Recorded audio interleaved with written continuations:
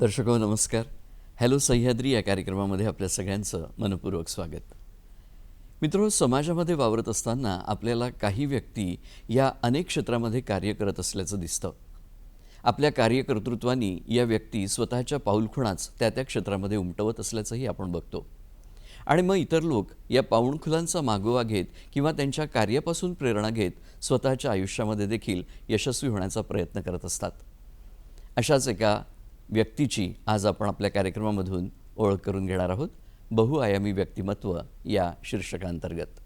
हे बहुआयामी आणि चतुरस्त्र व्यक्तिमत्व आहे डॉक्टर प्रवीण डबली. डॉक्टर प्रवीण डबली हे तसे मूळ पत्रकार, पण पत्रकारिता करता करता योग शिक्षक म्हणून, त्यानंतर प्राकृतिक चिकित्सा तज्ज्ञ म्हणून ते कार्यरत आहेत आणि यशस्वीपणे या क्षेत्रामध्ये ते काम करत आहेत. याशिवाय ऐतिहासिक वारसा स्थळांचं देखभाल करणं, त्यांचं संरक्षण करणं यासाठी देखील अत्यंत सक्रियपणे ते काम करत आहेत. याशिवाय जलसंवर्धनाच्या क्षेत्रात, पर्यावरणाच्या क्षेत्रात देखील त्यांचं महत्त्वाचं योगदान आहे. जलयोद्धा या पुरस्काराशिवाय त्यांना अनेक पुरस्कार देखील प्राप्त झाले आहेत. त्याचप्रमाणे प्राकृतिक चिकित्सेच्या क्षेत्रामध्ये किंवा जलसंवर्धनाच्या क्षेत्रामध्ये जनजागृती करण्यासाठी ते ठिकठिकाणी अतिथी व्याख्याते म्हणून जात असतात आणि या क्षेत्रात जनजागृतीपर देखील काम करत असतात. तेव्हा त्यांच्याकडून त्यांचा संपूर्ण कार्यप्रवास आपण जाणून घेऊया. सर नमस्कार. कार्यक्रमामध्ये आपलं मनपूर्वक स्वागत. मी आत्ताच म्हटल्याप्रमाणे आपण इतक्या विविध क्षेत्रामध्ये कार्यरत आहात, पण तसे तुम्ही मूळ पत्रकार. बरोबर. तेव्हा हा पत्रकार होण्यापूर्वी तुमची कौटुंबिक आणि शैक्षणिक पार्श्वभूमी जाणून घ्यायला आम्हाला नक्की आवडेल. तसं मी मूळचा नागपूरचंच, आणि नागपूरचं असताना शिक्षणही नागपुरातच झालं. मराठी भाषी असल्यामुळे शिक्षण हिंदीमध्ये झालं. तर सगळं कॉलेजचं शिक्षण करता करता असं जाणवलं की काहीतरी आपल्याला दोन पैसे मिळावेत. मग काय करायचं, तर त्यावेळेस कम्प्युटर हा नवीन नवीन आपल्या भारतात आलेला होता आणि प्रिंटिंग क्षेत्रातलं DTP क्षेत्र एक नवीन उघडलं होतं त्यावेळेस. तर मग आम्ही काही मित्रांनी मिळून असं त्या एखाद्या सेंटरला जाऊन ते शिकलो म्हणजे असंच काम करता करता शिकलो. दोन पैसे मिळाले की कॉलेजच्या कामात येतील आपल्याला, असं करता करता आम्ही ते शिकलो. आणि ते शिकल्यानंतर एका वर्तमानपत्रात मी 1989ला DTP ऑपरेटर म्हणून जॉईन झालो. म्हणजे पत्रकारितेकडे मग कसे वळलात? हां, ते काम करता करता ऑपरेटर करता, आता ऑपरेटर म्हटलं की तिथे पेपराचं सगळं काम व्हायचं, बातम्या व्हायच्या. मग असं वाटायला की बाई हे बातमी आपणही लिहू शकतो. मग मी बातम्या लिहायला सुरुवात केली, मग काही आर्टिकल्स लिहायला सुरुवात केली. असं करता करता जाणवलं की बा आपण हे करू शकतोय. आणि मग तिकडे कल वाढत गेला आणि वाढत गेला, तर मग लिखाण सुरू केलं. मग कम्प्युटर सोबत होतच आणि ॲडिशनल पत्रकारितेचं लिखाणाचं काम सुरू झालं. मग त्यातून पत्रकारिता क्षेत्र आपोआपच वळत गेलो. कारण की लिखाण जसं झालं ते प्रकाशित व्हायला लागलं, लोकांच्या प्रतिक्रिया यायला लागल्या, तर असं वाटायला लागलं नाही आपण चांगलं लिहितोय. त्याच्यामुळे मग ते त्या क्षेत्रात आपण वाहवत गेलो आणि नवीन नवीन चॅलेंजेस, नवीन नवीन काय काय शिकता येईल त्या पत्रकारिता क्षेत्रातल्या सगळ्या गोष्टी, म्हणजे एका वर्तमानपत्राला लागणाऱ्या सगळ्या गोष्टीकडे माझं लक्ष मग जायला लागलं. आणि ते करता करता मग सगळ्या गोष्टी मी केल्या. फक्त एक क्षेत्र मार्केटिंगचं सोडून इतर जितके कामं होते पत्रकारितेचे किंवा वर्तमानपत्राचे ते मी सगळे करायला लागलो आणि त्याच्यात मी शिकलो ते सगळं. खरोखरच हीच चौकस बुद्धी ज्याच्याकडे असेल, चौकस दृष्टी ज्याच्याकडे असेल, तो याच्यातून नक्कीच मार्ग काढून यशस्वी होण्याचा प्रयत्न करतोय. ते तुमच्या व्यक्तिमत्वातला एक महत्त्वाचा गुण लक्षात येतोय. पत्रकारिता करत करत तुम्ही कुठल्या क्षेत्रामध्ये पत्रकारितेच्या जास्त रमलात? कोणतं क्षेत्र तुम्हाला आवडलं? नाही, आधी तर सामाजिक क्षेत्रच होतं मला. कारण की काय होतं, आम्ही जेव्हा रस्त्याने जात होतो तेव्हा काहीतरी दिसायचं, कचरा दिसायचा, एखादी बस ॲक्सिडेंट दिसायचा किंवा गाय त्या झाडं खाताना दिसायची. तसं वाटतं बा हे सगळं आहे, मग हे प्रशासन याच्यावर का लक्ष देत नाही. मग त्या दिशेने आम्ही पत्रकारिता करायला लागलो. ते करता करता मग असं वाटायला लागलं की बाई शैक्षणिक काहीतरी घ्यावं, राजनीतिक काहीतरी घ्यावं. राजकारणातलं आपण बरेचसे प्रसंग असे आले की राजकारणात गंमत वाटायची, म्हणजे काय हे करतात आहे, एवढे शिकले राजकारणी आहेत, मुरलेले राजकारणी आहेत, मग असा का व्यवहार करतात आहे. मग त्या राजकारणाकडे वळायला लागलो की मग राजकारणात काय, मग त्याचं विश्लेषण करायला लागलो. विश्लेषण करता करता मग असं वाटलं की बा हे आपण सरळ लिहिता येत नाही. त्यावेळेस पत्रकारिता वेगळी होती. मग मी व्यंग लिहायला लागलो, त्याच्यावर कटाक्ष करायला लागलो आणि व्यंगाच्या माध्यमातून मग पत्रकारितेला जास्त हे झालं. माझा एक पोस्टमॉर्टम कॉलम हा सुरू केला मी, की एखाद्या सामाजिक व्याधीचं किंवा सामाजिक समस्येचं कसं पोस्टमॉर्टम करता येईल याच्यावर काम करायला लागलो. असं करता करता मग मी व्यंग कॉलम रायटर झालो. कॉलम रायटर झाल्यावर आर्टिकल समाजातले असे वाटायला लागले की लग्न जुळत नव्हते. लोकांकडे त्या मॅरेज ब्युरोकडे चक्रा मारायचे, मग त्यांचा तो प्रोटोकॉल, आणि मग हे करता करता असं वाटायला लागलं की आपण सामाजिक दृष्ट्या कुठे चाललेलो आहे. आधी लग्नाच्या ठिकाणी जुळायचे, आता आम्ही जाहिराती देऊन लग्न जुळायचा प्रयत्न करतो. तर असं करता करता तो सगळं क्षेत्र, सामाजिक क्षेत्र कुठेतरी दिसायला लागलं की बा काहीतरी विचित्रता याच्यात आहे, कुठेतरी आपल्याला काम करायची गरज आहे, कुठेतरी जागृत करायची गरज आहे लोकांना. आता काय होतं, एखादी सामाजिक काम असेल, सँक्शन असेल, तो बांधून मोकळा होतो, पण त्याच्यात फक्त त्याचा दृष्टिकोन असतो. एखादा पूल जर बांधायचा असेल तर तो तेवढा दृष्टिकोन असतो, पण इतरांच्या दृष्टिकोनातून त्यातल्या चुका दिसायला लागतात. तर मग त्या चुका कोण दाखवायच्या, कारण की अधिकारी आणि नेते हे ऐकायच्या याच्यात नसतात. मग आपण ते वर्तमानपत्राच्या माध्यमातून त्याच्या समोर आणून दाखवायचं की हे असं नाही, हे असं आहे. तर हे करता करता असं वाटलं की मग सामाजिक क्षेत्रातला हा पत्रकारिता भाग व्याप वाढत गेला आणि जबाबदाऱ्या वाढत गेल्या. रमलात सामाजिक क्षेत्रामध्ये, जास्त रमलात असं आपल्याला म्हणता येऊ शकेल. अगदी. मग पत्रकारिता करता करता तुम्ही योगशास्त्राकडे देखील वळलात, तर नेमकं काय असं घडलं की तुम्हाला त्याची आवश्यकता भासली? याचं खूप मोठं कारण आहे. पत्रकारिता करताना मी रात्रभर, आम्ही प्रेसला असायचो, त्यावेळेस रात्री 3 वाजेपर्यंत काम असायचं. त्यावेळेस पोस्चरचं लक्षात नाही राहायचं, कुठेही बसायचं, कुठेही काही करायचं, काही खायचं. असं करता करता रात्री 5-5 वर्ष मी असं रात्रभर आम्ही बाहेर राहायचो. आणि बसल्या बसल्या पाठीला इतकं दुखणं सुरू झालं माझ्या की असहनीय वेदना व्हायच्या. मी अनेक डॉक्टरांकडे गेलो, सगळ्यांनी औषधं दिले, पेनकिलर दिले, पण काही त्याचा आराम झाला नाही. पण एक डॉक्टर मला भेटले, डॉक्टर वेचलेकर म्हणून होते. त्यांनी म्हटलं की याच्यानंतर कोणाही डॉक्टरकडे जाऊ नको, तुला जर बरं व्हायचं असेल तर योग कर. मग त्या दिवसापासून असं वाटलं की बा आपण जर काहीच उपाय नाही तर मग योग करून बघावा.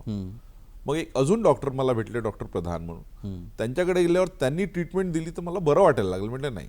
मग त्या दिवशी असं झालं की मला हे शिकायचं आहे, म्हणे तू योग कर. झालं. त्या दिवशीपासून मी योगाला सुरुवात केली. मग पाऊस असो, वारा असो, काही असो, मी योगाच्या ठिकाणी जायचो.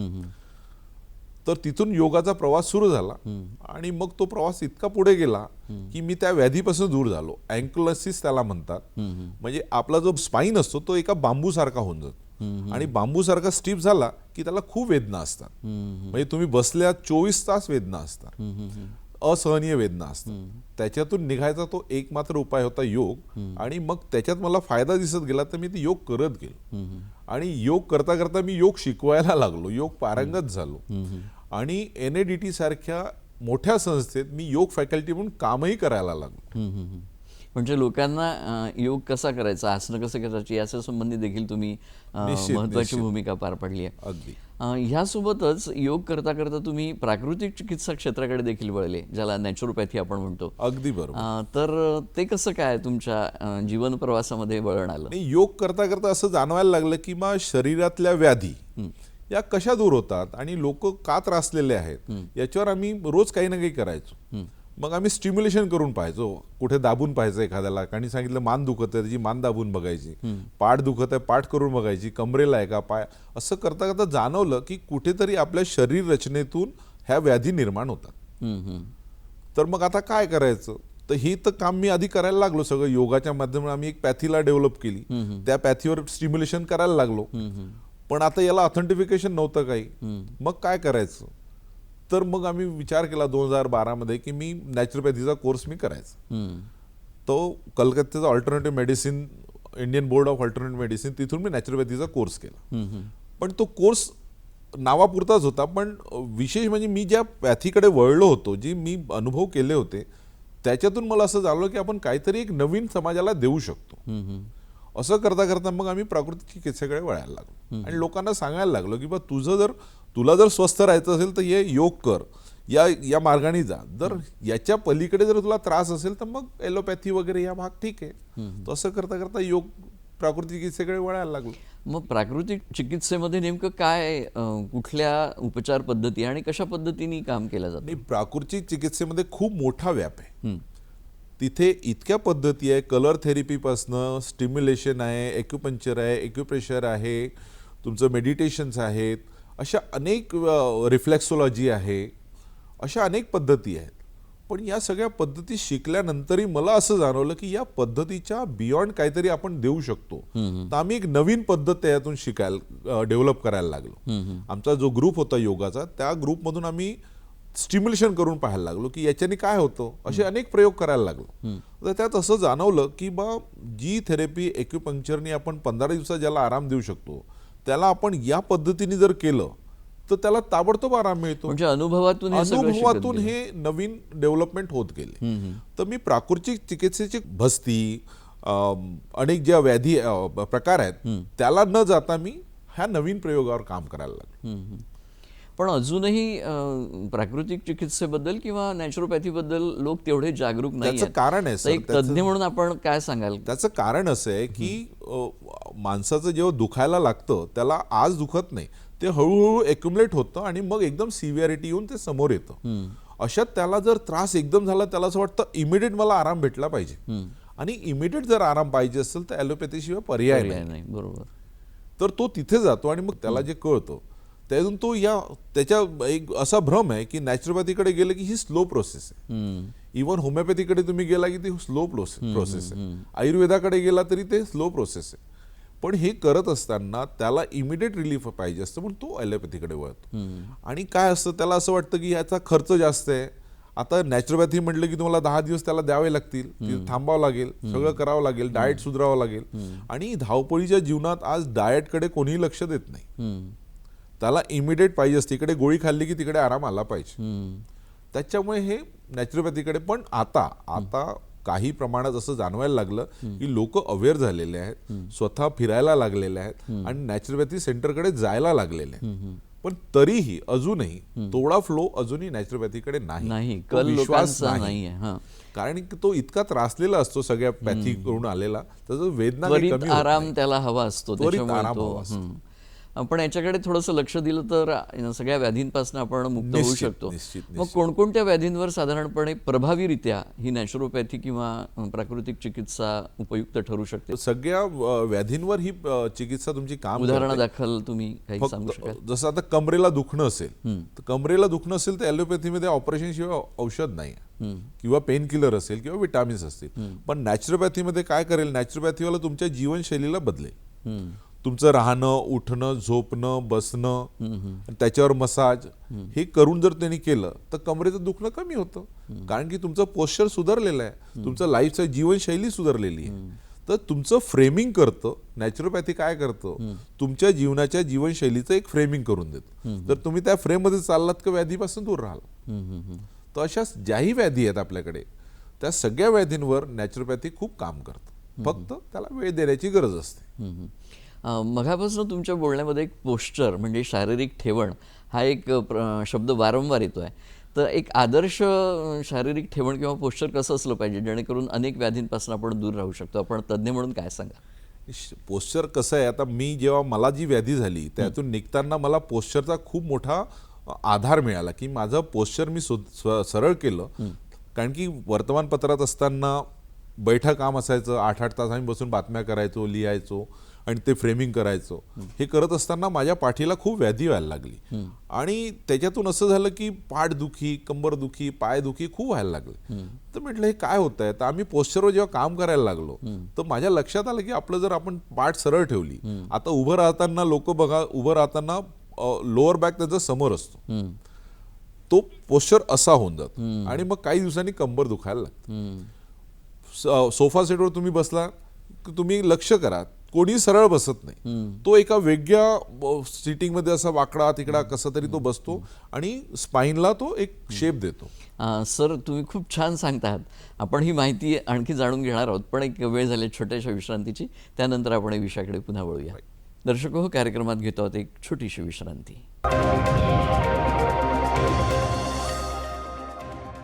विश्रांतीनंतर कार्यक्रमामध्ये आपल्या सगळ्यांचं मनपूर्वक स्वागत. विश्रांतीपूर्वी आपण शारीरिक ठेवण पोश्चर याविषयी बोलत होतो. तर त्यातले जे दोष आहेत ते तुम्ही सांगत होतात की सोफ्यावर देखील लोक नीट बसत नाहीत. तर काय आणखी आपल्याला? अगदी दुसरं असं आहे की तुम्ही घरच्या लोकांना जर बघितलं तर आज मोबाईल आपल्या हातात आहे. मोबाईल बघताना तो झोपूनच मोबाईल बघतो आणि झोपून मोबाईल बघितल्यावर काय होतं की त्याच्या मानेच्या नस्या खूप ताणल्या जातात, एक शेप घेतं आणि मग मानेमध्ये कंप्रेशन यायला लागतं. मानेच्या ज्या वर्टिब्राज आहेत त्याच्यात कंप्रेशन यायला लागतं आणि मग नमनेस, हातात नमनेस, चक्कर येणे, नमनेस येणे, बोटांना मुंग्या येणे हा प्रकार सुरू होतो. तसंच जर तुम्ही सोफ्यावर आडवं तिडवं बसलात की कमरेत गॅप तयार होतो.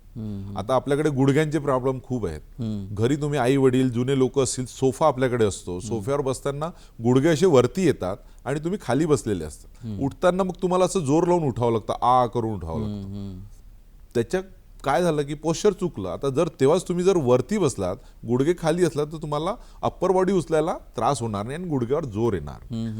त्याचप्रमाणे तुम्ही ऑफिसच्या चेअर, ऑफिसमध्ये जर आपण लक्ष दिलं तर ऑफिसमध्ये व्हील चेअर आल्यात. व्हील चेअरमध्ये बसताना आपण पाय खाली ठेवत नाही, तर आपण त्या असे मागे करून ठेवतो. मागे करून ठेवताना काय होतं, आपल्या थाईसच्या ज्या मसल्स आहेत या खूप दबल्या जातात आणि मग याचं पेन रात्री माहित होतं. जेव्हा आपण घरी पोहोचतो तेव्हा लक्षात येतं की आपले पाय दुखायला लागले. बरोबर. पाय एका पोश्चरला ठेवले. इव्हन सोफ्यावर बसताना लोक असे पाय वरती घेऊन बसतात, पण प्रॉपर पोश्चर असं आहे की तुमचा स्पाईन एक असं योगामध्ये सांगितलेलं आहे की कुठेही बसा, जमिनीवर बसा, चेअरवर बसा, सोफ्यावर बसा, तुमचा स्पाईन सरळ राहायला पाहिजे. ज्याचा स्पाईन सरळ असेल तो व्याधीपासून दूर राहील. तर पोश्चरचं इतकं महत्व आहे. पण मग आजकाल ज्या नवीन आधुनिक एकंदरीत अंतर्गत सजावट ज्याला म्हणू आपण, इंटिरियर, त्याच्यामध्ये ज्या वेगवेगळ्या प्रकारच्या खुर्च्या आहेत त्या खरं तर आरामदायक आहे असं आपण म्हणतो, पण त्या आरामदायक नाहीत असं आहे का? असं 100% ते नाहीत. त्याचं कारण ते दिसायला खूप सुरेख असतं, पण आपण एक लक्षात घ्या, आपल्याला बसायला जागा किती लागते? आपल्याला बसायला जागा लागते 19 इंच.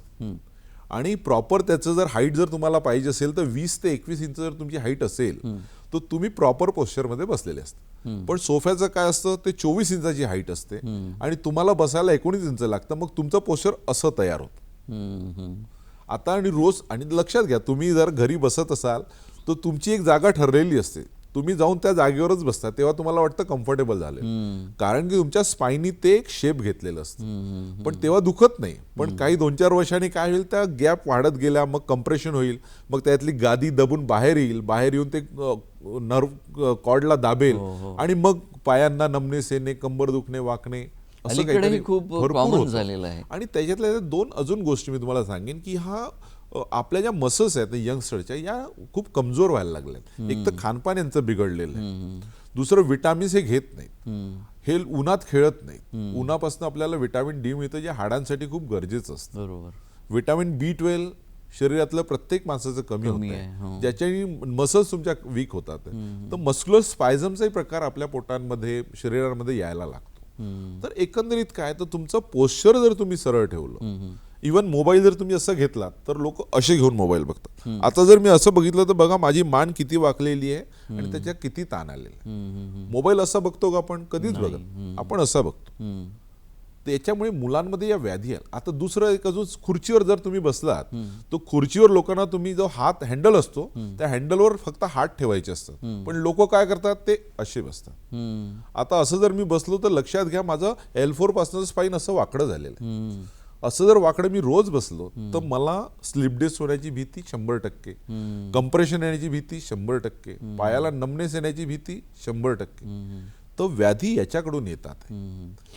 खूप महत्त्वाची माहिती तुम्ही सांगतात सर, कारण केवळ शारीरिक ठेवण जर योग्य असेल तर अनेक व्याधींपासून आपण आपोआपच दूर राहू शकतो, हे तुमच्या बोलण्यातनं आपल्याला याच्यात एक अजून सांगायचं झालं, कारण की आपल्याकडे जो गॅजेट आलेला आहे मोबाईल, आता तुम्ही बघा, एक साधा मोबाईल जर असं बोटांमध्ये धरला तो 250 ग्रामचा असतो आणि लोकांकडे 2-2, 3-3 मोबाईल असतात. आणि काय होतं, आपल्या या टिप्स हे खूप सेन्सिटिव्ह आहेत. या टिप्स सतत ऍक्टिव्ह राहिला, तुम्ही जर धरून राहिला तर टेनिस एल्बोचा त्रास 100% तुम्हाला येणार. बरं. रात्री झोपताना तुम्ही मोबाईल जर असं बघितला तर टेनिस एल्बोचे आमच्याकडे जे येणारे पेशंट आहेत त्या टेनिस एल्बोचे मॅक्झिमम पेशंट आहेत. कारण की या गॅझेटमुळे मानदुखीचे मॅक्झिमम पेशंट. आधी काय होतं, सर्वायकल स्पॉन्डिलिटिस व्हायचा पण एका वयानंतर व्हायचा, 35-40 पर्यंत. आता काय झालेलं आहे, सर्वायकल स्पॉन्डिलिटिस 10 आणि 15 वर्षाच्या मुलालाही होतं. त्याचं कारण मुख्य की आपली गॅझेट वापरण्याची पद्धत चुकीची आहे. आज लोकांना ही गरजेचं आहे, लोकांना शाळेत सगळ्या सेक्टरमध्ये की तुमचं पोस्चर कसं असावं. आज 12-12 तास आमचे लोक काम करतात, कम्प्युटर समोर बसतात. कम्प्युटरचं जर स्क्रीन असं असेल तर मान सतत अशी राहील. काही लोकांची स्क्रीन अशी साईडला असते, मग तुमचं मान बघा, सतत जर तुम्ही मान अशी ठेवली तर दुखायला लागेल. आता थोडा अवेअरनेस आला की स्क्रीन समोर ठेवायला लागलेत आणि स्क्रीन आय लेवलवर पाहिजे. म्हणजे या लेवलवर जर स्क्रीन असेल तर तुमची मान दुखणार नाही, तुम्हाला थकवा येणार नाही. जर सतत काम करत असाल तर स्क्रीनपासून तुमचे डोळे दूर जगले पाहिजे, जेणेकरून तुमच्या डोळ्यावर ताण येणार नाही. तो असं हा सगळा लिंक एक प्रकारचा आहे. तर याच्यातून अनेक व्याधीपासून तुम्ही फक्त आपल्या जीवनशैलीला जर बदललं तर तुम्ही वाचू शकता. खरोखरीच खूप महत्त्वाची माहिती आमच्या दर्शकांना आपण देतात सर. आता नॅचरोपॅथीमध्ये तुमच्या प्राकृतिक चिकित्सेमध्ये एखादे रुग्ण तुमच्याकडे आले व्याधी घेऊन, तर त्याच्यावर तुम्ही कशा पद्धतीने उपचार करता, त्या काय उपचार पद्धतींची माहिती थोडक्यात सांगा. माझ्याकडे येणारे जे पेशंट आहेत मुख्यतः सर्वायकल स्पॉन्डिलिटिस, लंबर स्पॉन्डिलिटिस, आर्थरायटिस, अँक्लोसिस, टेनिस एल्बो, गुडघ्यांचे दुखणे असेल, टाचेचे दुखणे असेल, पोटाचे दुखणे असेल, याच्यावर हे पेशंट मॅक्झिमम माझ्याकडे येतात. तर असे अनेक पेशंट येतात, कारण की आज 25 वर्ष मी याच्यात काम करतोय. तर एक काही उदाहरण मी सांगेल, एक लहान मुलीचं उदाहरण सांगेल. नवरात्र सुरू होतं आणि त्यावेळेस ती 1.5-2 वर्षाची मुलगी माझ्याकडे आली. तिचा एक हात बिलकुल गेलेला होता, बाय बर्थ तो काम करत नव्हता. आता आल्यावर ते सगळं मेडिकल तर हारलेलं होतं, तर मी हारलेलो होतो. म्हटलं बा मी काहीच करू शकत नाही. पण त्याच्या आई वडिलांचा काय विश्वास होता, त्यांनी म्हटलं सर तुम्ही प्रयत्न करा, आम्ही घेऊन येऊ. मी म्हटलं आता कसं करायचं, तर मी सुरू केलं त्याच्यावर प्रयत्न करणं. आणि मी त्यांच्याकडून पैसेही घेतलेले नाही. तर काम करता करता करता असं लक्षात आलं की त्या मुलीच्या हाताला संवेदना यायला लागल्यात, फक्त स्टिम्युलेशनमुळे. याच्यात औषधं नाही, कोणतेही ॲपरेटर्स नाहीत, फक्त बोटांच्या या टिप्सनी आम्ही स्टिम्युलेट करतो. हे करता करता तिला संवेदना यायला लागल्यात आणि 3 ते 4 महिन्यानंतर ती मुलगी हात उचलायला लागली. त्यांच्या आई वडिलांचा उत्साह तो पाहून मनाला खूप समाधान झालं की आपण काही तर करू शकलो, या मुलीचं आयुष्य वाचलं. आज ती मुलगी 8 वर्षाची 8-9 वर्षाची झालेली आहे, तिचा हात काम करायला लागला. एक अजून असंच माझ्याकडे पेशंट आला, त्याला काहीच झालेलं नव्हतं, पण तो सगळ्या डॉक्टरच्या एवढ्या फाईल घेऊन आला, पण व्याधी कळत नव्हती काय झालेली. म्हटलं आता मी काय बोलणार याला, पण म्हटलं तो विश्वासाने म्हटलं सर तुम्ही प्रयत्न करा. मी जस्ट एक प्रयत्न केला आणि तो मुलगा बरा झाला. काय झालं, त्याला पोटाला स्पायझम्स आले होते आणि ते स्पायझम रिलीज नव्हते होत. आणि स्पायझम कुठेही कोणत्याही टेस्टला येत नाही. एक अजून उदाहरण मी सांगू इच्छितो की पटेल म्हणून आमचे पेशंट आहेत, त्याला गळ्याला थ्रोटला त्रास होता.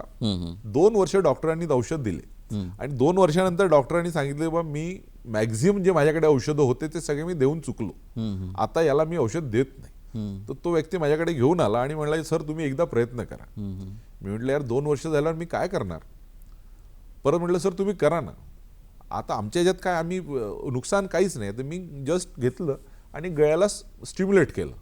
तेवढ्यात असं जाणवलं की तिची एक नर्व जी स्पायझममध्ये होती त्या स्टिम्युलेशनमुळे ते रिलीज झाली. आणि मी त्याला म्हटलं इमिडिएट तू बरा झाला.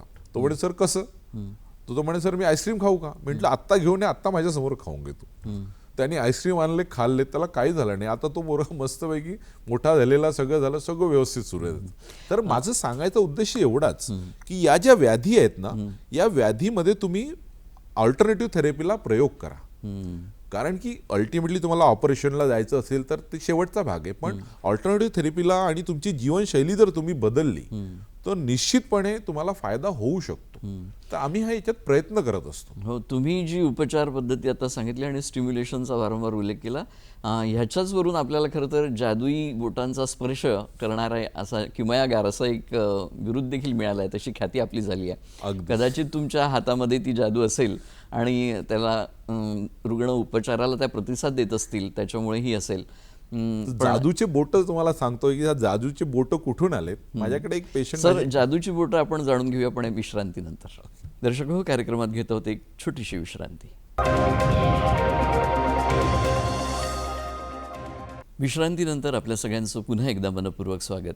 आपण बघत आहात कार्यक्रम हॅलो सह्याद्री, आणि आज या कार्यक्रमामध्ये बहुआयामी व्यक्तिमत्व या अंतर्गत आपण सुप्रसिद्ध प्राकृतिक चिकित्सा तज्ज्ञ, सामाजिक कार्यकर्ते डॉक्टर प्रवीण डबली यांच्याशी चर्चा करत आहोत. सर, विश्रांतीपूर्वी जादुई बोटांचे स्पर्श करणारे असे म्हणून आपली ख्याती आहे, तर हे नेमकं काय आहे? अगदी ती जादुई बोटांचं असं झालेलं आहे की माझे एक मित्र आहेत, ते WCL PR आहेत. ते बेडवर होते, त्यांच्या कमरेला एक जर्क आला आणि ते हलवू शकत नव्हते. डॉक्टरांनी MRI वगैरे सगळं सांगितलं आणि त्यातल्या त्यांचा मुलगाही डॉक्टर. तर त्यांनी काही मला फोन केला नाही, पण मी असंच आठवण आली म्हणून मी त्यांना फोन केला की म्हटलं बा तुम्ही काय आहे आप लोग. तो म्हणे मैं बेड पे लेटा हूँ. अरे म्हटलं काय झालं. म्हणे कमरेला असं असं झालेलं आहे. म्हटलं तू ये. तो आला नाही त्या दिवशी. दुसऱ्या दिवशी परत मी त्याला फोन केला. म्हटलं काय. तर त्यांच्या मुलांनी त्याला नाही म्हणे हे काही करायचं नाही, तुम्ही औषध घ्या वगैरे. शेवटी म्हटलं मीच येतो तुमच्याकडे. मी त्यांच्या घरी गेलो. तो लिटरली बेडवर झोपलेला होता, हालू शकत नव्हता. आणि म्हटलं यार 2 मिनटं दे मला. मी त्याला थोडंसं केलं आणि त्याला म्हटलं उठ, चालायला लाग. तो उठला आणि चालायला लागला 2 मिनिटात. तर त्याला आश्चर्य वाटायला लागलं की मी 3 दिवसापासून 4 दिवसापासून घरी बेडवरून हलवू शकत नाही आणि 2 मिनिटात कसं हलवलं. तर त्याच्यानंतर मग ते काही दिवस माझ्याकडे आलेत आणि ते ठीक झालेत. त्याच्यानंतर त्यांनी एक पोस्ट लिहिली आपल्या मीडियाला की जादुई बोटाचा किमयागार. तर तेव्हापासून ते जादुई बोट ते टायटल लागलं. असंच एक अजून माझे मित्र आहेत, पेशंट आहेत, त्यांनी खूप शोधलं. ते सगळीकडे जाऊन आले, मुंबई, इंदोर, दिल्ली, सगळ्यांना त्यांना ऑपरेशन सांगितलं होतं. 4 महिने झाले होते ते बेडवर होते. कशाचं ऑपरेशन? कमरेचं. त्यांनी माझा पत्ता शोधला आणि मला खूप रिक्वेस्ट करून घरी नेलं. मी घरी गेलो, त्यांना काहीच झालेलं नव्हतं. माझ्या लक्षात आलं की मला कंप्रेशन तर आहे याला, पण हा चालू शकतो. मी ट्रीटमेंट दिली, बोटांनीच दिली आणि त्यांना म्हटलं बा उठा आणि खाली जाऊन या पायऱ्या. तर ते मला आश्चर्याने म्हणायला लागले, सर क्या बोल रहे बोलले आप. म्हटलं तो आप उठिये, तुम्ही उठा आणि फिरून या. त्याला शक्य म्हणजे तो उठायच्या आधी भीती वाटत होती की मी कसं उठू, कारण की मी इतक्या दिवसापासून मी उठलो नाही आणि हे म्हणतात की उठ. नंतर ते म्हटलं तुम्ही उठा, मी आहे इथे बसलेला. ते उठले, त्यांनी पायऱ्या चढून खाली गेलेत, परत वर आलेत. म्हणे सर हे कसं झालं, चमत्कार झाला. म्हटलं चमत्कार नाही, फक्त एक पद्धती आहे जी लोकांना माहीत नाहीये, ते आम्हाला माहीत आहे, तेवढंच आम्ही स्टिम्युलेट करतो. आणि याच्यात अजून एक मजेदार किस्सा तुम्हाला सांगू इच्छितो की आपल्याकडचं एक हॉस्पिटल समोर एक माझा पेशंट बसलेला. तो कारमध्ये बसला, आईला घ्यायला गेला होता आणि तो बसत असताना जेव्हा तो उतरायला लागला तो हालू शकत नव्हता, असाच बसलेला होता. आणि तो रडायला लागला, म्हणे मी हालू शकत नाही. त्याची आई तिथेच हॉस्पिटलला. त्यांनी म्हटलं चल वरती, मी स्ट्रेचर बोलावते वरती. त्यांनी सांगितलं नाही म्हणे सक्त सरांना बोलवा. ते मला इकडून तिकडून फोन करून 1-1.5 तासांनी माझा फोन लागला त्याचा कसं तरी. म्हणे सर अब अब्बी आओ. म्हटलं झालं काय याला. मग मी गेलो त्याच्याकडे, पाहिला तो हालू शकत नाही, बस असाच बसलेला तो स्टेअरिंगवर. सर बोले मैं हिल भी नहीं पा रहा. बोलतो ऊपर जाना था दवाखाने में. नाही बोले सर तुम्ही करा काहीतरी. जे मला आमच्या टेक्निक्स आहेत त्या टेक्निकप्रमाणे मी 1 मिनिट ट्रीटमेंट दिली. जी मला असं जाणवलं की ही त्याची नर्व इफेक्टेड आहे. त्याला स्टिम्युलेट केलं आणि दुसऱ्या मिनिटाला तो उतरून बाहेर आला, हातपाय हलवले, परत बसला, बोले जर हो गया, गाडी घेऊन निघायला लागला. तर असेही प्रकार अनुभव आलेले आहेत. खरोखरच जादुई बोटांचे स्पर्श, तेव्हापासून ते जादुई बोट त्यांनी लावून दिलेले आणि ते यथार्थ आहे ते असं आपल्याला म्हणता येऊ शकेल. तुमच्या बोलण्यातनं वारंवार हाही एक शब्द येतोय की स्टिम्युलेशन केलं. तर ही जी नर्व स्टिम्युलेशन सिस्टीम थेरपी उपचार पद्धती आपण याच्यावर काम करत आहात, त्याच्याविषयी थोडीशी माहिती आमच्या दर्शकांना सांगा. काय असतं की एखाद्याला जर हाताला, आता टेनिस एल्बो लोकांचा खांदा दुखतो, मान दुखतो, आता उपचार याचे करतात, पण याला कशामुळे दुखतो याचा आम्ही जर अभ्यास केला तर कुठेतरी आम्हाला त्याची लिंक सापडत जाते आणि त्याचा कॉस्ट कुठेतरी वेगळ्या ठिकाणी असतो. आम्ही तो आपल्या अनुभवातून त्याला जाऊन त्या पर्टिक्युलर नर्वला स्टिम्युलेट करतो आणि तिच्या संवेदना तिथपर्यंत पाठवतो. तर होतं काय, ब्लड सर्क्युलेशन फ्लो तिथे जाऊन ज्या नर्वला एफेक्टेड आहे, जी नर्व, त्या नर्वला स्टिम्युलेट करून ब्लडचा फ्लो वाढवतो. त्याच्यामुळे त्याला इमिडिएट असं वाटतं की मला रिलॅक्स झालेलं आहे, आता मोकळं झालेलं आहे. आणि जेव्हा त्याला हा वाटायला लागतं किंवा मोकळं झालं, मग त्याला आम्ही योगच्या काही एक्सरसाइज सांगतो आणि त्याच्या ज्या चुकीच्या पद्धती, पोस्चर चुकीचं आहे त्याला करेक्ट करायला लावतो. तर एकंदरीत आमची जी उपचार पद्धती आहे ती अशी आहे, स्टिम्युलेशन, योग आणि पोस्चर करेक्शन. हे जर त्यांनी केलं तर त्याच्या व्याधीवर त्याला आराम मिळतो. म्हणजे हा मागील 25 वर्षाचा जो अनुभव आहे. आणि त्याला सांगतो आम्ही प्रयत्न करतोय, फायदा किती होईल मला माहित नाही, पण तू हे जर केलं तर निश्चित फायदा होईल. पण सहसा होतं असं की पेशंटला खूप ॲग्रिव्हेन्स असं असतं की त्याला आत्ता आराम झाला पाहिजे, असं होत नाही. बरोबर. मग तो त्याच्यासाठी चुकीच्या वेळ द्यावा पद्धतीने लागणं वेळ गरजेचं आहे. या ते डिपेंड चिकित्सेमध्ये करतं की किती. आता आमची पद्धत जी आम्ही करतो ते 2-3 मिनिटाची ट्रीटमेंट आम्ही करतो आणि त्यात काहीच नुकसान नसतं. आता बऱ्याचशा पॅथी यायला लागलेल्या आहेत, ते आता आम्ही बघतो की ते असं तोडताळ करतो वगैरे, कट आवाज येतो, पण आमचं असं काहीच नाही. आम्ही जस्ट हाताला असेल तर एवढ्या हाताने असं स्टिम्युलेट करतो. तर त्याचे रिझल्ट खूप, आणि याच्यात नवीन नवीन प्रयोग आम्ही करत गेलो. अजूनही आम्ही ते शिकतोय असं म्हणता येईल, पण याचे रिझल्ट खूप चांगले मिळायला लागले. सर, खूप महत्त्वाच्या क्षेत्रामध्ये आणि खूप छान काम आपण करत आहात. पण ह्या प्राकृतिक चिकित्सेसोबतच तुम्ही सामाजिक कार्याकडे देखील वळलात. तुमच्या व्यक्तिमत्वाचा तोही एक महत्त्वाचा भाग आहे. खरं तर तुमच्या बोलण्यातनं मगाशी आलं की पत्रकारिता देखील तुम्ही सामाजिक विषयांनाच वाहून केली आहे. तेव्हा या सामाजिक क्षेत्राकडे तुम्ही कसे काय वळलात आणि कुठल्या क्षेत्रामध्ये तुम्ही आता हे काम करत आहात? सामाजिक क्षेत्रात वळण्याचं एक कारण म्हणजे की पाण्यावर मला असं जाणवलं की पाणी आपल्याकडे खूप, एक असं झालं की पाणीच आमच्याकडे नळ आला नाही आणि आम्ही 2 दिवस पाणी नव्हतं घरी. मग आम्ही 1 किलोमीटर दूर जाऊन त्या देवळातून पाणी घेऊन आलो प्यायला. आणि म्हटलं असं का होतंय आपल्याकडे, आपण का डिपेंडल राहायचं. मग असं लक्षात आलं की ज्या विहिरी ह्या सगळ्या बुजलेल्या आहेत, आपल्या जुन्या विहिरी. एक विहीर माझ्या डोळ्यासमोर होती जी 250 वर्ष जुनी विहीर आहे. त्याचा व्यास 72 बाय 72 फुटाचा आहे. त्याची खोली खूप आहे आणि ती सगळी कचऱ्याने डंप झालेली. मग आता त्याला साफ कसं करायचं, तर प्रशासनाला मी पत्र दिलेत पण ते साफ नाही झाली. मग असं लक्षात आलं की बा पत्रकारितेचा फायदा या क्षेत्रासाठी आपण सामाजिक क्षेत्रासाठी करू शकतो. तर मी त्या बातम्या करून वर्तमानपत्रात द्यायला लागलो आणि वर्तमानपत्राचे आभार आहेत की त्यांनी त्या बातम्या प्रामुख्याने छापल्यात. आणि त्या छापल्याने असं झालं की प्रशासनावर एक दबाव तयार झाला, मंत्र्यांपर्यंत ती बातमी गेली. आणि त्याच्यानंतर त्याचं जेव्हा क्लिनिंग केलं तर मला सांगायला खूप उत्सुकता वाटते की त्या विहिरीमध्ये एवढ्या मोठ्या, प्रचंड मोठी विहीर आहे, विदर्भातली मला वाटतं ती सगळ्यात मोठी विहीर असेल.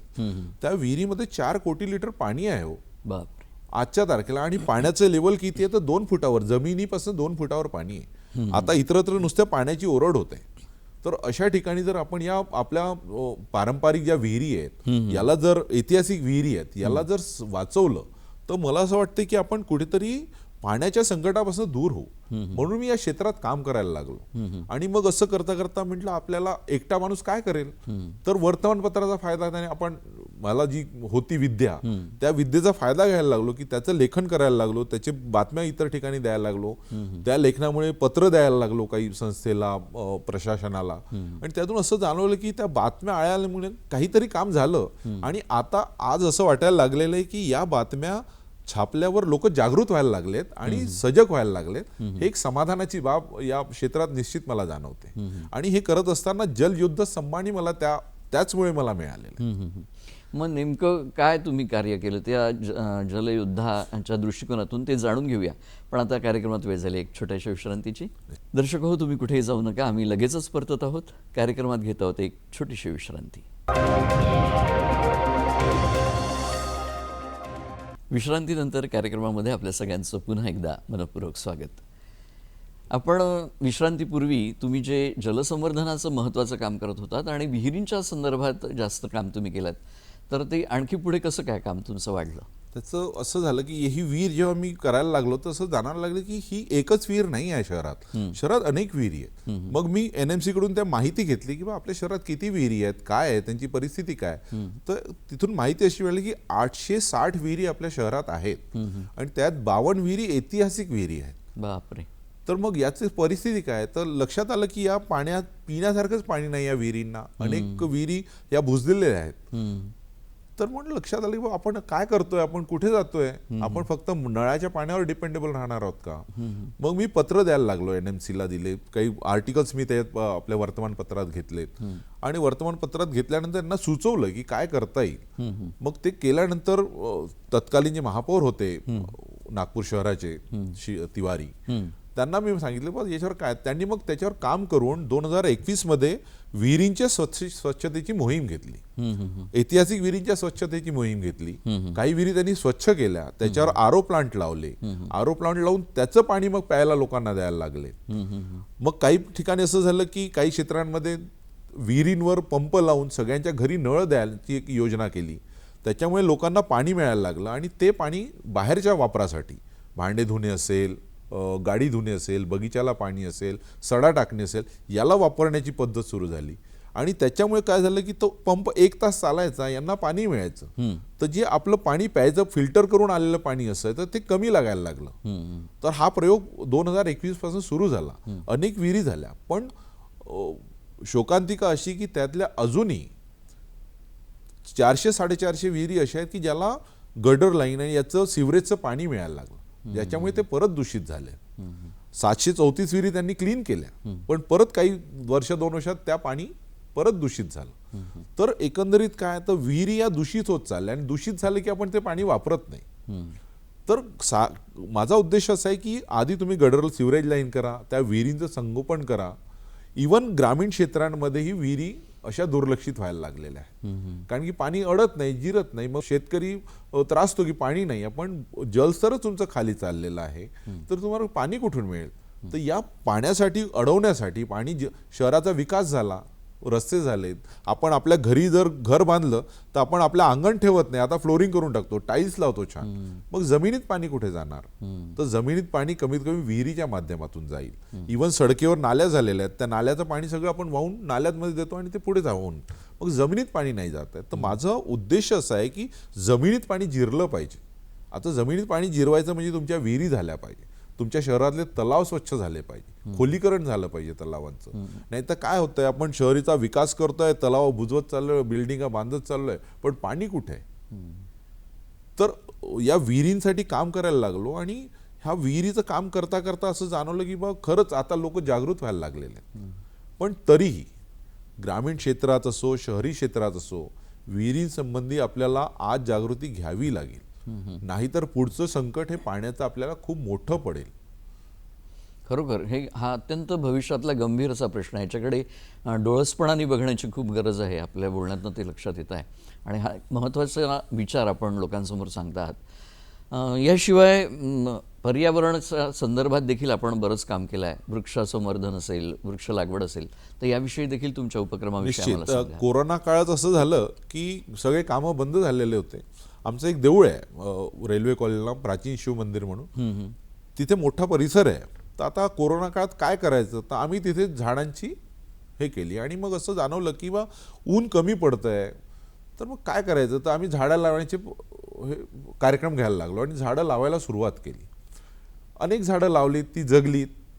आपल्या पहिल्या बगीच्यातच लावली आम्ही. मग असं वाटलं की बा झाडं लावणे गरजेचं आहे. त्याच्यामुळे मग मी त्याच्यावरही लिखाण करायला लागलो आणि लोकांना जागृत करण्याचा प्रयत्न करायला लागलो की तुम्ही झाडं लावा. आज तुम्ही ग्रामीण क्षेत्रात जा, नुसतं मोकळं सपाट दिसतंय, सगळे झाडं लोकांनी कापून टाकलेले. झाडं पाणी अडवायचं काम करत होते. आधी माडा असायच्या, एक शेत असायचं, असं एक टेपर करून ते ठेवायचं, त्या टेपरावर झाड असायचं. तर ते काय करायचं, पाणी तुमचं अडवून ठेवायचं. आता लोकांनी ते टेपरही मिटवून टाकलेत, झाडंही कापून टाकलेत. तर झाडं जगणार कुठून. सरकारच्या योजना खूप आहेत, पण झाडं जगत नाही, कारण की पाणी खूप खाली गेलेलं आहे, जमिनीतून पाणी मिळत नाही, आम्ही पाणी नेऊन टाकत नाही. मग काय करायचं. पण हे केल्यानंतर असं जाणवलं की शहरात बरेच लोक झाडं लावायला लागले. अनेक संस्था आता झाडांचे उपक्रम घ्यायला लागलेत. आणि मला एक अजून सांगावं असं वाटतं की विहिरींसाठी सरकारच्या खूप योजना आहेत जे लोकांना माहीत नाही. जल जीवन मिशन आहे, अटल जीवन योजना आहे, अशा अनेक योजना आहेत ज्याच्यातून तुम्ही विहिरी नवीन करू शकता, विहिरींना रिपेअर करण्यासाठी अनुदान आहे, पुनर्भरणाची पण एक योजना आहे. पुनर्भरणाची योजना आहे, घरी पाईपलाईन लावण्यासाठीही सरकार अनुदान देत आहे. या योजनेची माहिती लोकांपर्यंत नाही आहे, ही करण्याची गरज आहे. आणि त्याचा फायदा घेऊन तुम्ही ग्रामीण क्षेत्रामध्ये असेल, शहरी क्षेत्रांमध्ये असेल, आणि एक अजून मी शहरी क्षेत्रांसाठी एक प्रस्ताव NMC कडे दिलेला आहे की तुम्ही जर विहीर असेल तर ती अडॉप्ट करू द्या लोकांना. अनेक संस्था, सामाजिक संस्था विहीर काम दत्तक करतात, योजना ज्याला दत्तक म्हणता येऊ योजना शकेल. घेऊ शकता. त्याचं संगोपन ते करेल, पैसा तो लावेल, पाणी त्याच्या हिशोबाने तो वापरेल आणि लोकांना पाणी देईल. तर अशा अनेक संस्था नागपुरात कार्य आहेत. त्या सामाजिक संघटना असेल, एखादं देऊळ असेल त्या संघटनेला एखादी विहीर द्या, सामाजिक संघटना असेल त्याला एक विहीर द्या, त्या एरियातली विहीर त्या संस्थेच्या 10 लोकांना मिळून द्या. तर ही केल्याने काय होईल, प्रशासनाचा भारही कमी होईल आणि तुमच्या विहिरी वाचतील. तर ही योजनेचा पाण्याचा एक जलस्रोत तुम्हाला चांगला तयार करता येऊ शकेल. शहरात ते आणि ते गरमी किती होते, आमच्याकडे गरमी 47 पर्यंत जाते. कारण काय, तुम्ही फक्त लक्षात घ्या, एक देऊळ आमच्याकडे आहे जिथे मी आता मोठ्या विहिरीची गोष्ट केली, त्या भागात तुम्ही गेलात ते गरमीचं प्रमाण कमी होऊन जातं. पण तिथून तुम्ही दूर गेला की टेम्परेचर तसं वाढत जाणवतं तुम्हाला की टेम्परेचर जास्त आहे. तर हा प्रकार का होतोय, तर भूजल स्तर आमचा खाली चाललेला आहे. आणि आता नीरीची रिपोर्ट आली, तो त्यांच्या रिपोर्टप्रमाणे दरवर्षी 0.30 मीटर पाणी खाली चाललेलं आहे. तर ही एक धोक्याची घंटा आहे. बरोबर, याला आपल्याला कुठेतरी जागृत होण्याची गरज आहे. आणि आपण ते जनजागृतीचं काम खूप चांगल्या पद्धतीने करत आहात सर. याशिवाय आपण अनेक नागरी समस्या सोडवण्याचं देखील काम केलेलं आहे. तर त्याच्याविषयी आम्हाला जाणून घ्यायला आवडेल. आता पत्रकारिता क्षेत्रात असल्यानंतर समस्या दिसतातच, समोर गेलं की दिसतं. आता एक उदाहरण नागपूर शहराचं सांगायचं झालं की आपलं एक सदरचा फ्लायओव्हर खाली जो उतरतो रिझर्व्ह बँकेला, तो जेव्हा बनत होता तेव्हा मी लक्षात आणून दिलं की हा चुकीचं आहे. पण तेव्हा कोणाच्याही लक्षात आलं नाही, त्यांनी तो बांधून टाकला. नंतर मी बऱ्याच वर्तमानपत्रात माझे आर्टिकल्स दिले आणि ते पटवून दिलं की हे चुकीचं आहे. आणि मला आनंद होतोय की गडकरी सरांनी आपल्या प्रेस कॉन्फरन्समध्ये हे मान्य केलं की त्याची लँडिंग चुकली, त्याची लँडिंग LICला व्हायला पाहिजे होती. कारण की 2 आमचे राष्ट्रीय राजमार्ग बंद झालेले, एक कामठी रोडचा आणि दुसरा सदरचा. आणि आता आम्हाला असं सदरला फिरून मग जावं लागतं. आता जो नवीन फ्लायओव्हर झाला इंदोरा चौकला, जर LIC चौकून चढायचं असेल तर मला लिबर्टीपासून चक्कर मारून यावं लागतं. ते शक्य नाही मोठ्या गाड्यांना. तर आता गरज आहे ते सरळ मार्ग उघडण्याची. तर त्यांनी ते मान्य केलं. तर अशा अनेक समस्या ज्या आहेत शहराच्या विकासातल्या, त्या पत्रकारितेच्या माध्यमातून एक आम्ही समोर आणतो आणि ते प्रशासनाकडून ते करून घेण्याचा प्रयत्न करतो. आणि ते प्रशासन करतंय याचं समाधान आहे. म्हणजे पत्रकारिता हे एक तुम्ही शस्त्र म्हणून कामासाठी वापरत आहात. अगदी. ही खूप अभिनंदनीय आणि महत्त्वाची बाब आहे. सर, तुमच्या आणखी काही भविष्यातल्या योजना आम्हाला जाणून घ्यायला आवडेल, पण तत्पूर्वी एक विश्रांती घेऊया आणि मग आपण तुमच्या योजनांविषयी बोलूया. दर्शक हो, कार्यक्रमात घेत आहोत एक छोटीशी विश्रांती.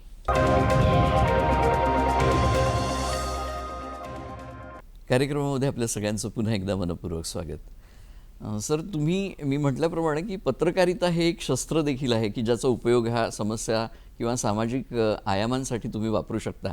याचं एक उदाहरण म्हणून तुमच्याकडे नक्कीच आम्हाला बोट दाखवता येऊ शकेल. इतकं सगळं काम करत असताना आता आणखी भविष्यात तुम्हाला काहीतरी करायचं असेलच, तर त्या योजनांविषयी आम्हाला जाणून घ्यायला आवडेल. निश्चितच माझा उद्देश आहे की देश, शहर हे स्वस्थ राहायला पाहिजे, लोक स्वस्थ राहायला पाहिजे. पाण्याच्या समस्या असतील किंवा त्यांचं सुखी जीवन असेल, धावपळीच्या जीवनात कुठेतरी त्याला जर सुख पाहिजे असेल तर त्याचं सुखी जीवन कसं होईल याच्याकडे लक्ष आहे. आता जर पोश्चर जर तुम्ही सुधारलं तर व्याधीपासून दूर राहाल, हे मी आधी सांगितलेलं आहे. आणि माझा उद्देश आहे, मी लेक्चर्स घेत असतो, त्याच्यात माझा विषय तोच असतो की पोश्चर, डायटरी हॅबिट्स आणि पोश्चर. आणि पोश्चरच्यामुळे तुमच्या कामावर पडणारा परिणाम या विषयावर माझे लेक्चर्स मी घेत असतो. आणि त्याच्यात हाच प्रयत्न करतो. इव्हन शाळेतही मी हे सांगतो की बा तुम्ही पोश्चर मुलांचं सुधरवा, कारण की हे भविष्य आहे. तर हा असा विषय आहे की बा लोकांनी पोश्चरकडे लक्ष देण्याची गरज आहे. दुसरं, पाण्यासाठी माझा असा विषय आहे की लोकांनी पाण्याकडे लक्ष देण्याची गरज आहे.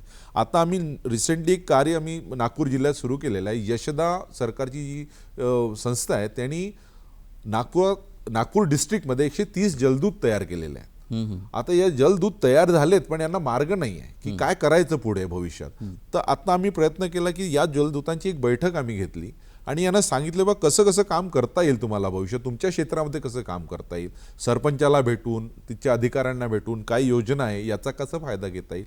तर याच्यावर आम्ही काम करतोय. आता पुढील आमची एक बैठक अजून आम्ही घेतलेली, त्यात लोकांना एक आणि जर सरकारकडून नसेल होत तर आम्ही ते लोकसहभागातून कसं करता येईल याच्यावर प्रयत्न करतोय. आणि जेणेकरून जे जुने स्रोत आहेत, नद्या असतील, नाले असतील, ज्या ग्रामीण क्षेत्राला पाणी देत होते आधी, त्याचं खोलीकरण कसं करता येईल याच्यावर काम करतोय. एकंदरीत काय तर शहर, देश, मनुष्य हा स्वस्थ राहायला पाहिजे, सुखी राहायला पाहिजे, याच्याकडे आपलं सामाजिक दायित्व काय, आपलं सामाजिक कॉन्ट्रीब्युशन काय याच्यावर प्रयत्न आहे. आणि तेच इच्छा आहे की लोकांनी स्वस्थ राहावं. कारण की व्याधी झाली की अख्खा परिवार हा डिस्टर्ब होतो, पाणी नसलं की अख्खा परिवार डिस्टर्ब होतो. तर असं होऊ नये याच्याकडे मुख्य लक्ष देण्याची गरज आहे आणि लोकांना जागृत करण्याचा आमचा प्रयत्न आहे. सर, तुमच्या बोलण्यातनं पोश्चर आणि आहार पद्धती या विषयी आलं तर एक थोडक्यात अगदी आदर्श आहार कसा घेतला पाहिजे आपण? आहाराचं कसं झालेलं सर की आपण आधी बसून जेवायचो आणि वरण भात भाजी पोळी कढी चौफेरच चटणी आपला आहार हे सगळं एकंदरीत जेवायचं. आता काय झालेलं, आम्हाला घाई असते म्हणून आम्ही फक्त भाजी पोळी 2 पोळ्या जेवल्या की घरी निघतो. मग ऑफिसमध्ये काय करतो तर वरण भात जेवतोय, मुलं काय करतात आहे रोल करतात आणि खाता खाता पळतात आहे. तर आहार आपण घेतो कुठे आहे? सकस आहार त्याला म्हणतात जे आंबट, गोड, तिखट, तुरट, सगळे कडू रस हे एका वेळेस आले तुमच्या पाहिजे. पोटात गेलं पाहिजे. त्याला पोटाला काम करायसाठी आधार पाहिजे. तर असं आहार होतच नाही. आणि काय करतो आम्ही जंक फूडवर आलेले आहेत. मुलं सगळे जंक फूडवर आलेले आहेत. आम्ही आहार वरण भात भाजी पोळी घेतच नाही. तर सकस आहार त्याला आपण म्हणून जेव्हा तुम्ही एका वेळेस बसून वरण भात भाजी पोळी कढी चटणी पापड जे काही तुमच्या घरी असेल, पण काहीच नसेल तर वरण भात भाजी पोळी एवढं 4 आयटम तर असतात. तर ही 4ही पदार्थ एकत्र बसून जेवा, समाधानाने जेवा. आता तुम्ही जेवताना मोबाईल असा असतो, अरे तुमचं डोकं तिथे काम करतंय. आपले जुने वरिष्ठ लोक काय करतात, जेवताना समोर टीव्ही सिरियल सुरू आहे, पण त्या सिरियलले त्या जेवणासोबत तुमच्या डोक्यात जातात आहे ना परिणाम. तर आहार लागणार कुठून आहे तुम्हाला? तर जेवताना पूर्ण लक्ष जेवणावर असायला पाहिजे. तुम्ही काय जेवताय, किती चावून जेवताय त्याच्यावर असायला. आता सगळ्यांना गॅसेसचा प्रॉब्लेम व्हायला लागला. तर या खानपानामुळे गॅसेसचा प्रॉब्लेम व्हायला लागलेला आहे. पोश्चरमुळे गॅसेसचा प्रॉब्लेम होतोय कोणाला माहीत नाही. पोश्चर जर तुमचं असं असेल असं तर या मसल्स ताणल्या जातात आणि तुम्ही जे जेवता तेव्हा ते पचत नाही आणि मग तुम्हाला तो अपचन होतं. दुसरं अजून एक योगाचं सांगायचं, खूप चांगला उदाहरण आहे, एका मिनिटात सांगेल की तुमचे हे 2 नॉस्ट्रिल आहेत. तुम्ही जेवताना जर उजवा नॉस्ट्रिल सुरू असेल तर तुम्ही पोटभर जेवा आणि डावा सुरू असेल आणि तेव्हा तुम्ही जेवला तर तुम्ही एक पोळी जेवल्यावर वाटेल तुमचं पोट भरलेलं आहे. कारण की डावा हा तुमच्या श्वसन क्रियेला कार्य करतो, उजवा हा तुमच्या पचन क्रियेवर काय. तर जेवताना कधीही तुम्ही बघा, जर आता म्हटलं की जेवण कसं करायचं, उजवा चालू असेल तरच जेवायचं का, मग त्याची वाट कशी पाहायची? काही वाट पाहायची गरज आहे. तुम्ही डाव्या कुशीवर झोपा, अर्ध्या मिनिटात तुमचं उजवा चालू होऊन जाईल आणि तुम्ही जेवा. बरं. तर तुमचं पचनाची समस्या दूर होईल. तर सांगायचा उद्देश असं की सकस आहार घ्यायचा असेल तर तुम्ही एका वेळेस जेवा, धावता पळता जेवू नका. जे 10 मिनिटं 5 मिनिटं असेल ते समाधानाने जेवा, त्यालाच तुमचं सकस आहार म्हणता येईल. तुम्ही काही असेल ना, तुमच्याकडे वरण भात असेल भाजी पोळी असेल जे काही असेल ते व्यवस्थित ते बसून शांततेने जेवा. खूप छान आपण सांगता. ते कानमंत्र देखील तुम्ही छान दिला की उजव्या नागपुडीचा आणि डाव्या नागपुडीचा. सर, वेळ खूप कमी आहे, त्याच्यामुळे जाता जाता एक शेवटला असा प्रश्न की एक सामाजिक कार्यकर्ते म्हणून, त्यानंतर सामाजिक दायित्व निभावणाऱ्या एक व्यक्ती म्हणून, शिवाय प्राकृतिक चिकित्सा तज्ज्ञ म्हणून अशा वेगवेगळ्या भूमिकांमधून आपण काम केलेलं आहे. अतिशय सजगपणे आपण सक्रिय सहभाग देत आहात. तेव्हा या सगळ्या पार्श्वभूमीवर आमच्या दर्शकांना आपण काय संदेश द्या? निश्चित संदेश देईल की माझ्या पूर्ण याच्यातला भाग एक पोश्चर, तुमचं जीवनशैली बदला. जीवनशैलीमध्ये सरळ बसणे, सरळ उभे राहणे, कुठेही बसलात तरी सरळ बसा, काही करत असाल तरी स्पाईनला सरळ ठेवा. आणि तुमच्या घराजवळ विहीर असेल, एखादा पाणीचा जुना स्रोत असेल, जलस्रोत असेल, त्याला वाचवा. प्रशासनाची वाट न पाहता तुम्ही त्याला लोकसहभागातून वाचला, आपली एक टीम करून वाचवा, जेणेकरून जमिनीत पाणी जाईल आणि तुम्ही ज्या ठिकाणी राहताय तुम्हाला पाणी मिळेल. आणि पाणीच जीवन आहे, कारण की जन्मापासून तर मरेपर्यंत आपल्याला पाण्याशिवाय होत नाही. जन्मला तरी पाणी लागतं आणि मरणानंतरही आपण पाणी त्या मृतात्म्याला देतो, तर्पण करतो. तर पाणी हे जीवन आहे, याला वाचवा, हेच तुम्हाला माझी विनंती असेल. आणि स्वतःला स्वस्थ ठेवा. खूप महत्त्वाचा संदेश आपण आमच्या दर्शकांना दिलात सर. तुमच्याकडून जाणून घेण्यासारखं खूप आहे. तुमचं व्यक्तिमत्व खरोखरच बहुआयामी असं आहे आणि नक्कीच काही जण प्रेरणा तुमच्या या व्यक्तिमत्वाकडून घेतील आणि त्यांच्याही जीवनामध्ये हा सगळा मार्ग अनुसरतील अशा एका आशादायक नोटवर आपण आपली चर्चा थांबवूया. आपण आज या ठिकाणी आलात त्याबद्दल नागपूर दूरदर्शनच्या वतीने मी आपलं मनपूर्वक आभार मानतो आणि थांबतो. नमस्कार. नमस्कार.